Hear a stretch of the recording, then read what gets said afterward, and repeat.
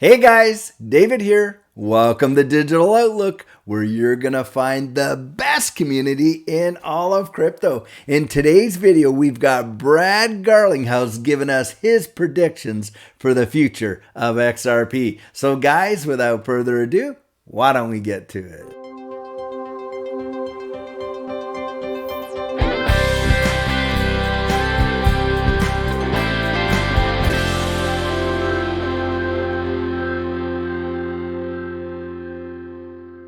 So guys, right at the top of the video, I'm going to ask you, will you smash that like button so the algorithm will push this information out to as many people as possible? That would be fantastic. So guys, one of the major topics in this digital asset space that we have been discussing for a long time, especially in a bear market like this, has been utility. And utility really counts. Why? Because guys, when you're in a bear market like this and you're looking at your portfolio and it seems to be dropping, you got to constantly remind yourself, hey, where is the ecosystem? Has the utility diminished? Well, guys, of course it hasn't. In fact, when you look at Ripple, the utility hasn't diminished. It has only expanded. And why? Because the utility is the problem it's solving. And we know that Ripple with XRP and the XRP ledger is solving one of the world's biggest problems, and that is cross-border payments. Well, guys, I want you to take a listen to Brad Garlinghouse's thoughts on this same subject. There's more focus on utility. Are these technologies that are solving real problems? And I think to your question, I think to the extent there are companies solving real problems for real customers, and they're going to continue to grow regardless of the environment. If you just focus on companies that are solving real problems, certainly Ripple had a record 2022. We'd rather see crypto do well at large, but we had a great year, signed up more and more customers and more volume going through our payment rails. So guys, you have just heard Brad Garlinghouse confirm that Ripple and the XRP's ecosystem has only expanded over 2022. And in fact, not too long ago, Naveen Gupta came out and he flat out said that, hey, we've expanded into the Middle East and into North Africa. We know that they've expanded over there into Europe and they're working on the Digital Pound Foundation. We also know that they're in South America and working down there. And of course, they're working on the US dollar project. Well, just take a look at this article and that just came out today, and the title here, Brad Garlinghouse, over half of the total transaction volume runs through XRP. Just take a listen to this. During the World Economic Forum 2023 in Davos, which is where that clip came from, Brad Garlinghouse shared his take on the current state of the crypto space, the Ripple SEC lawsuit, XRP, and other subjects. In particular, he mentioned that the role of XRP token in Ripple's transactions remains highly important. More than 50% of transaction volume runs through XRP. Guys, this is absolutely phenomenal when you're hearing this directly from the CEO of Ripple. Now, I want you to think of something else, guys. When we consider this space and we take a look at the utility and what it's doing, why don't we take a look at the long-term outlook? Where do you think this space, in terms of the prices that we're seeing today, is going to go into the future? I mean, right now we're looking at what, a 35 cent, 39 cent XRP. Just imagine with massive adoption and utility, how far this price is going to go. Well, guys, just take a listen to what Brad Garlinghouse thinks about where the long-term activity is going to go. Well, I've tried to stay out of the short-term price prediction on all things Bitcoin, or crypto in general. I'm long-term very bullish because I think these are technologies that can solve real problems at scale. And I think when you have kind of new emerging technologies, not dissimilar than, frankly, the internet and kind of the dot-com bubble, sometimes the hype gets ahead of the reality. That comes into balance over time. But we shouldn't forget, really not that long ago, 21 years, Amazon during the dot-com bubble almost went out of business. so the fact that you're seeing some changes in the crypto world, I think, can be healthy for the long-term health of the industry.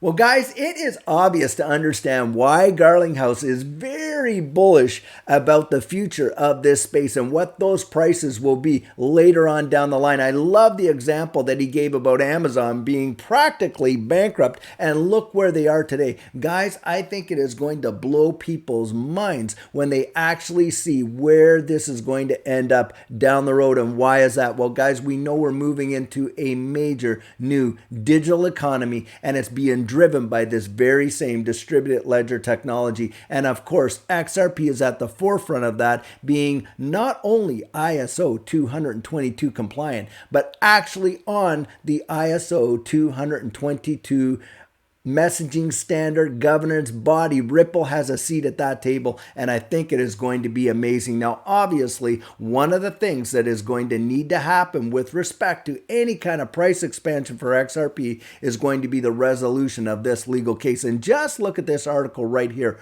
Ripple General Counsel warns, and that's Stuart Alderati right there, SEC lawsuit will impact the future of crypto in the US as XRP lawsuit ruling looms. Guys, we know that if Ripple wins this case, it is going to set a major standard for a lot of these assets going forward. And it's my belief that it's going to be a brand new agency, not the SEC, not the CFTC, that is going to have jurisdiction over this space. But look, if Ripple was to lose, it would be absolutely catastrophic to the entire space. And so a win for Ripple is going to be a win for the whole entire crypto space. And obviously, we want to see XRP win. Now, having said that, settlement has always been a big issue. Are we going to see summary judgment, or are we going to see settlement? Well, just take a listen to what Brad Garlinghouse thinks with respect to that exact question. Well, we have always said that we would love to settle, but it requires one very, very, very important thing, and that is that on a go-forward basis, it's clear that XRP is not a security. The SEC and Gary Gensler has very outwardly said he views almost all crypto as a security, and so that leaves very little space in a Venn diagram for settlement. The case is now fully briefed in front of the judge, and judges take however long the judges will take. We're optimistic that this will certainly be resolved in 2023 and maybe the first half. So we'll see how it plays out from here. But I feel very good about where we are relative to the law and the facts. So are you going to wait for the judge to come out with a decision on this one? I'm very optimistic, and I think absent some significant change in posture from the SEC, I can't imagine that we won't have resolution from the judge. I also will point out, and I've certainly something I've heard here in Davos repeatedly, is how important this is, not just to how Ripple it goes forward, but also really the whole crypto industry in the United States. And I keep reminding people that outside the United States, crypto is still thriving, Ripple is still thriving, and we should make sure we're continuing to engage non-US regulators as well. Guys, one of the things I loved about that clip was this. The very first thing Garlinghouse lays on the table is, hey, look, we're always open to settlement, but we're not settling unless XRP gets designated as a non-security. I appreciate that coming out of the CEO of Ripple's mouth. Why? Because, guys, we know that this is the fulcrum of this entire case. Where XRP goes, being a non-security, is going to have a massive impact, and globally. Now, something else that he brought up was regulation on a global scale. And I'm telling you guys, it is going to be a big deal. Look, we're not going to be able to expect institutional adoption before we see some major regulation. And guys, we definitely need that kind of regulation. Now, Garlinghouse has been an amazing advocate out there for genuine crypto regulation that is fair, that is transparent, that is balanced. And right here, just take a look at this article right here. And this is back from January 5th there, just about a week back. Ripple CEO Garlinghouse says he's optimistic on crypto regulation breakthrough in 2023. Guys, I think that he knows a little bit more about what's going on behind the doors than what we do in the discussions that he's having with some of these major regulators around the world, not just here in the United States, not just with the SEC, but guys, he's talking with the IMF, he's talking with the Bank of International Settlements, he's talking about, the European central banks, he's talking with all the regulators around the world. And now just listen to what he thinks is going to take place when it comes to regulation. To your point, I think regulatory clarity globally is important. And we're seeing a lot of countries. I mean, here we are in Davos, and Switzerland's clearly one of the countries leading in providing regulatory clarity in early stage. You have the UAE leaning in, the UK, Japan, Singapore. The US is notably absent from that list. And I think in some ways, the regulators in the US have added confusion to the crypto marketplace. When I think about institutional involvement with Ripple, I'm thinking about financial institutions, banks, payment providers who are using our technologies to solve a cross-border payments problem. They've continued to engage, we've continued to grow, and so I feel good about that. But look, I think anytime you have this kind of change, people take a moment. I also think, and I pointed out in one of the sessions I was in at Davos here yesterday, is we talk about, obviously, crypto is down 65%. Tesla is down 65%. Facebook is down about 65%. No one's saying, hey, we shouldn't invest in Tesla or Facebook. So I think we have to, I mean, clearly, I would much rather not have the volatility we've seen in crypto in 2022. But I think we also have to look at that in concert of other kind of growth investment areas. And again, to your point, most of crypto has been speculation.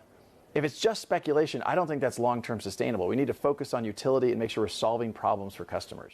Guys, Garlinghouse is absolutely stating facts. We need regulatory clarity in this space. Now, most of the rest of the world is out there driving forward and getting that regulatory clarity. And I believe that's what's happening in the United States is the waiting on of this Ripple case. This decision, I think, is going to be the catalyst that'll bring about major regulatory clarity for this digital asset space right here in the US. The fact is, we are going forward, and if, like he was saying there, we want to see institutional adoption, we're going to have that regulatory clarity going forward. Now, the big thing I love that he said there at the end is you cannot base it long term on only speculation. Utility is going to be a major player, and we have said for a long time now that this next bull run, utility is going to matter. It is going to be a big deal. Now, guys, just before you take off, I want to show you something that I think is really quite telling.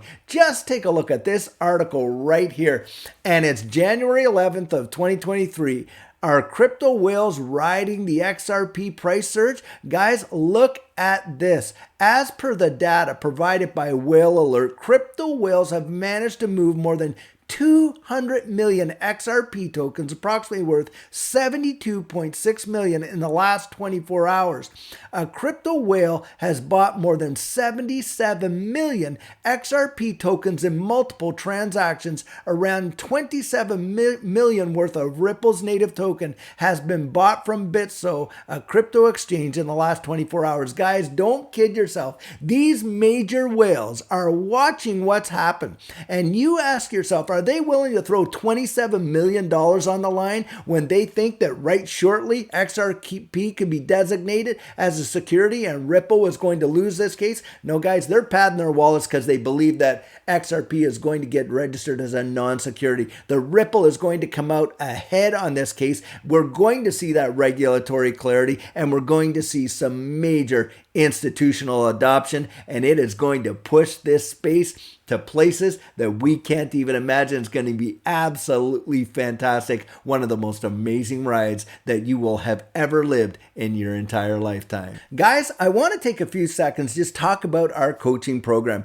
This next bull run that's coming up is probably going to be the biggest bull run that this space has ever seen, and you're going to want to have a plan. How our coaching program works, it's where you and I meet personally one-on-one over Zoom for 1 hour, and during that time, we talk about your exit strategy, how to actually make it strategic for you. We look at your portfolio, make sure it's balanced towards your goals, and we also can help you get your assets off an exchange and onto a hardware wallet, on top of delivering to you some amazing techniques that are really going to help you in this space. Now, the cost is $250, and if that's something that interests you, you write me right there at coaching@thedigitaloutlook.com, and we'll get you all booked in. So guys, I really hope that you enjoyed today's video, and I want to invite you to join the conversation and drop your comments right down there in the comment section. Open it up to the community and start a discussion. Now, many of you know I'm not a financial advisor, and this isn't financial advice, but if you found value in it, if you'd hit that like and subscribe, I'd appreciate it. And hey, don't forget to hit that notification bell down there so that you don't miss out on any of the videos that we're uploading. And if you're one of the thousands of people who have been watching these videos, but you haven't yet subscribed, would you do the channel a favor and join this community? We would really love to have you on board. So, in the meantime, and in between time, stay safe, be blessed, and I'll catch you in the next one.